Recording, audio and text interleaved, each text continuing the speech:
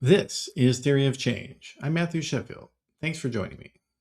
We've talked a lot on this program about how Donald Trump won the 2024 election due to people who were less engaged in politics. And the evidence keeps piling up in that regard, including a study released last June by the Pew Research Center that found if non voters had voted, Donald Trump still would have won, and in fact, his margin would have been greater. But before Trump came along, however, the so called unlikely voters had a preference more for Democrats than for Republicans. That's at least according to two polls that were done by Suffolk University in 2012 and 2018, which we discussed actually here on this program. What changed for these people in the meantime? That's a difficult question to answer because non voters are a lot more difficult to contact than people who are interested in politics and are registered to vote and intend to vote. People who are not engaged in the political process are not likely to answer the phone to strangers and much less likely to take a phone call poll or to answer an online survey about their political beliefs. And so that's why in this episode, I wanted to feature Daniel Laurison. He's a sociologist at Swarthmore College who just released a new survey that is based on detailed interviews with 144 lower income Pennsylvanians who do not vote regularly. There's a lot to think about from this discussion. I hope you'll enjoy. Theory of Change is part of the Flux Media Network, so go to flux.community for more podcasts and articles about politics, religion, media, and society. And if you are interested in keeping up with the show, we have paid and free options. You can go to patreon.com/discoverflux to subscribe on Patreon. And if you go to flux.community, you can subscribe on Substack. This episode is a premium episode, so you will have to be a paid subscriber to see all of it. I appreciate everybody who is a paid subscriber. Thanks a lot for your support. That means a lot. And if you're watching on YouTube, please click the like and subscribe button so you can get notified whenever there's a new episode. All right, let's get into the program. And joining me now is Daniel Laurison. Hey, Daniel, welcome to Theory of Change. Hi, thanks for having me. Yeah, so this is a really important report, I think, especially given the recent trends we're seeing in Donald Trump's approval rating from people who had maybe, there's a lot of people out there saying, well, I didn't vote for this. And they didn't. But in fact, he was actually saying what he was going to do in a lot of ways, but they didn't know. So but let's start though from the beginning. What the larger purpose behind the report here, and then we'll start getting into the details. Great. I mean, for me, the purpose is really to first of all highlight the real problem we have in our democracy, which is a lot of people don't feel included, don't believe that they're represented, don't see anything in electoral politics that reflects what's going on for them. And that means that a lot of them choose to stay home on election days, and a lot of what campaigns, what parties, what even civic organizations tend to do to try to bring them out is not necessarily effective. So for me, the most important thing about the report and about what's going on is that we can't have an effective democracy if a bunch of people don't believe that democracy is doing anything for them. Well, yeah. So, I mean, with that regard, though, I mean, yeah, people overwhelmingly, a lot of people do feel like the American political system doesn't represent them, and they're not wrong to feel that way. But how people are responding to that is very different. And you're looking at the people who, I guess they're kind of opting out in a lot of ways. It seems like. Yeah, I mean, this study is based on interviewing, especially exclusively poor and working class people, or low income and working class people, people who don't have college degrees and or are earning under $45,000 a year and or are in manual service routine working class type jobs that don't require college degrees. And so for them, I think part of what we call the disconnect is really the class composition of who runs politics, who they see in politics, who they see caring about politics, the volunteers, the politicians, all of that. And so that disconnect, as we call it, is in important ways a class disconnect, and that's something that I think doesn't get as much attention as we maybe need to give it.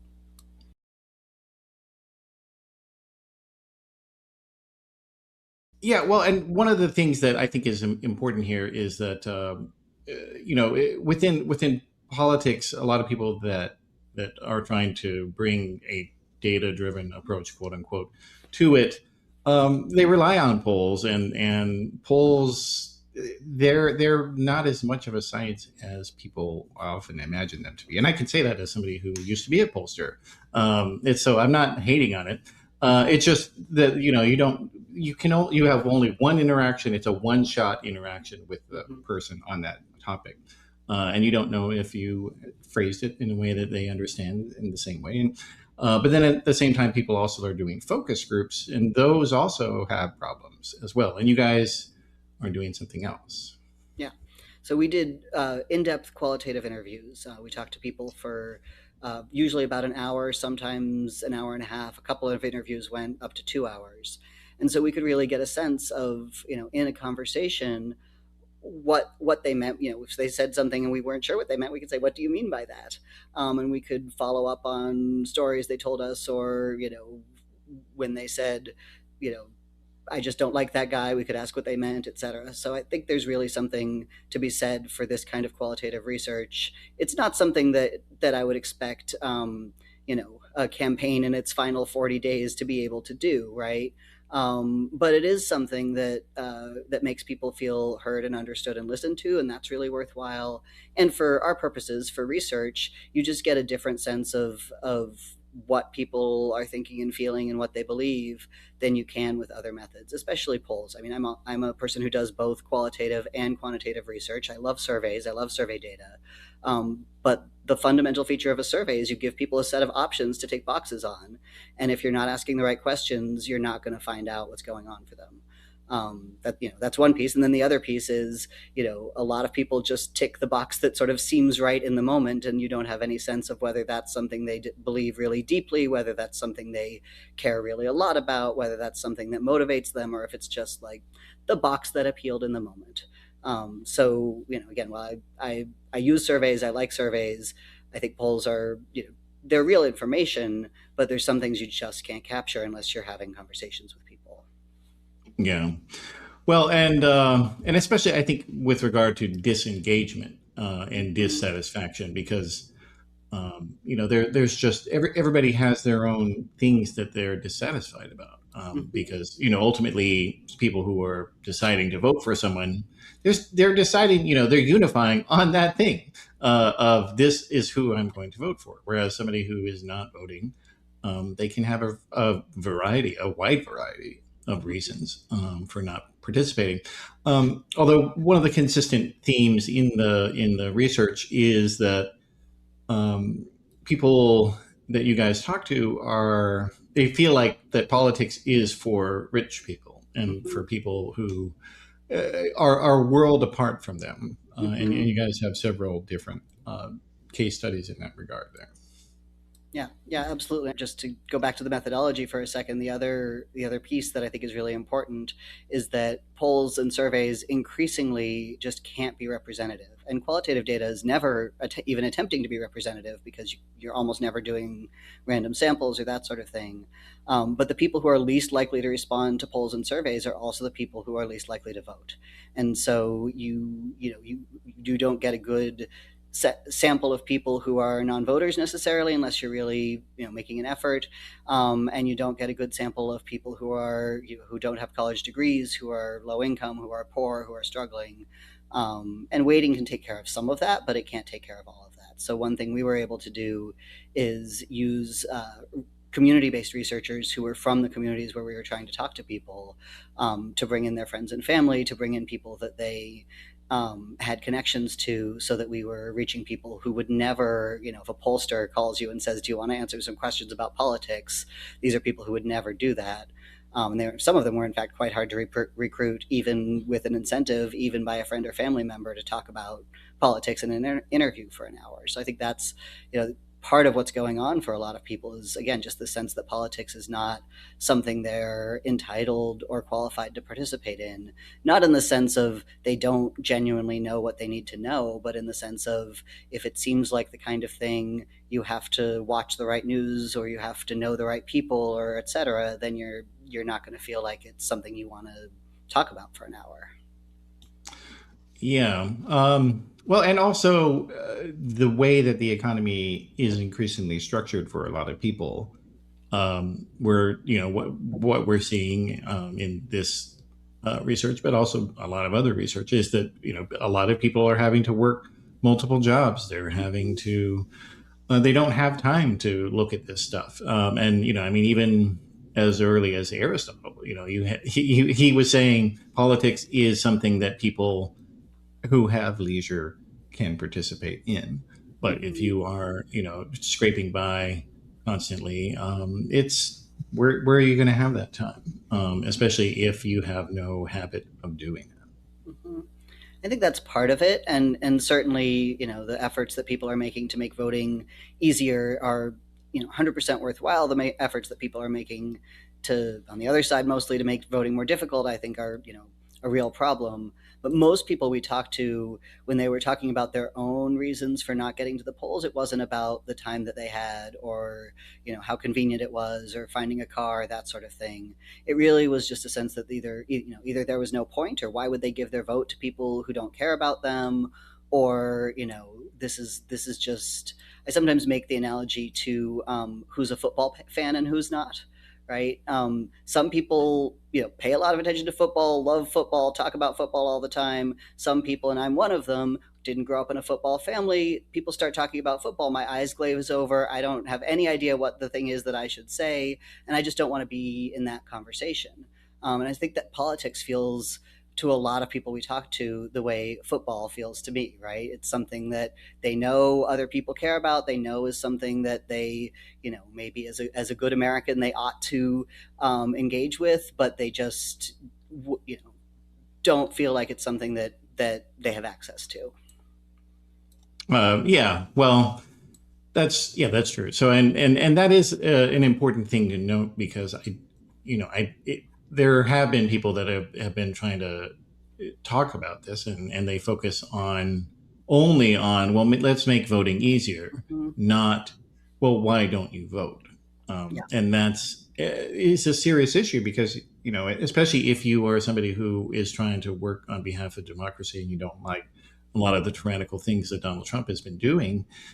I mean, the reality is his campaign was trying to find these people in Hmm. 2024. Hmm. And, there were numerous studies that showed that the less that people were paying attention to the news or followed it, the more they were likely to support Donald Trump, because he was trying to talk to them. He was there in the places that they did watch. So he was Hmm. there, in the Ultimate Fighting Championship Hmm. places, and he was going to football games and going on, lifestyle podcasts, talking about just any random thing that they wanted to ask him about, Hmm. and that's not what you see a lot of Democratic people doing. What they seem to do is, they'll do an interview with Morning Joe, and they'll have a New York Times op-ed, and then they'll say, okay, well, I'm done.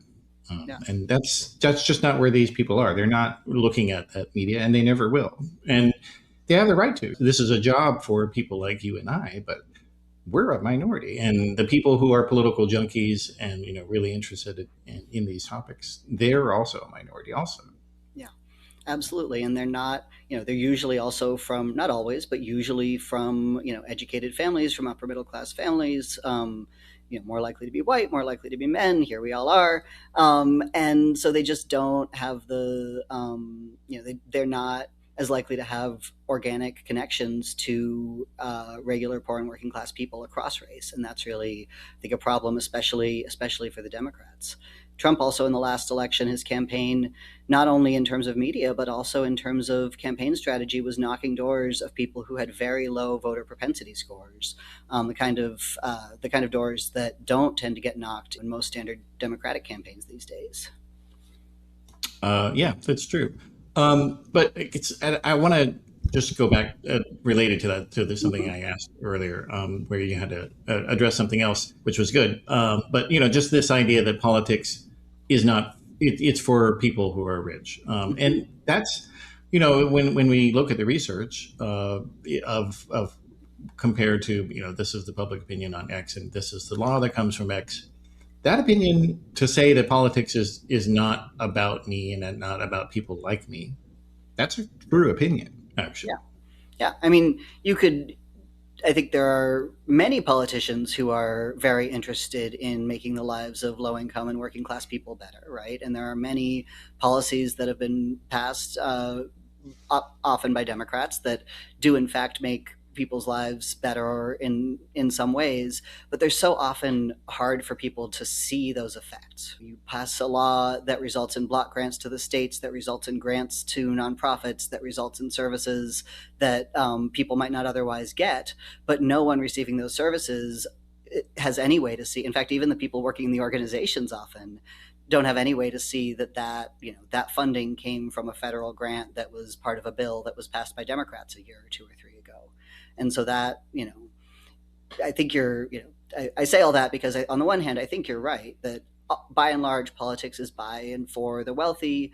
There are, the people who, politicians are disproportionately wealthy, people who work in politics. There's a number of books and studies that show that if you look at public opinion by income, the policies that we get tend to reflect either the beliefs and interests of the people at the top, or when there's wide consensus, they tend to get implemented. But the people at the lower end of the income spectrum, if they have policy preferences or issue beliefs that don't line up with the issues and the policies that the people at the top care about, they're much less likely to get implemented.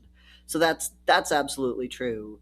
The reason I sort of hesitate when you say they're right that politics is for the rich is it doesn't have to be that way, right? It Yeah. doesn't have to be that democracy, our democracy in the U.S. only reflects the interests of well-off people, and you see examples all over the place where that's not the case, right? Where there's state laws that really do help low-income and working-class people, where there's city policies that do that, where there's attempts to do things at the national level. The question is just how can we make it more in that direction rather than less?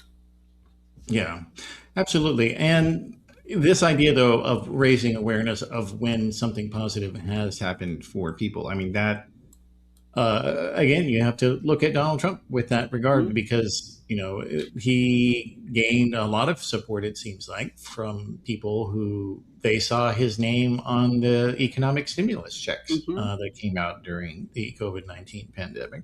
And they didn't know that the Republicans were against these things, Mm-hmm. and that they had to kind of be bullied into, although in fairness, Trump did actually support them. Mm-hmm. But point being, that type of stimulus check with the president's name on it had never been done before, Mm-hmm. and that had a very real impact. I've seen multiple people on various places saying, "Oh yeah, well Trump, he sent me that check, and I Mm-hmm. really needed it, and it was great, and so I'm open to supporting him." Even though I've never voted for a Republican. Thanks for watching or listening to the conversation so far. There's a lot more to this episode, though, so I hope you can become a paid subscribing member to get the complete program. If you want to subscribe on a paid membership, you can go to patreon.com/discoverflux, or you can do a paid subscription on our Substack website, which is at flux.community. Thanks a lot for your support, and I hope to see you over there.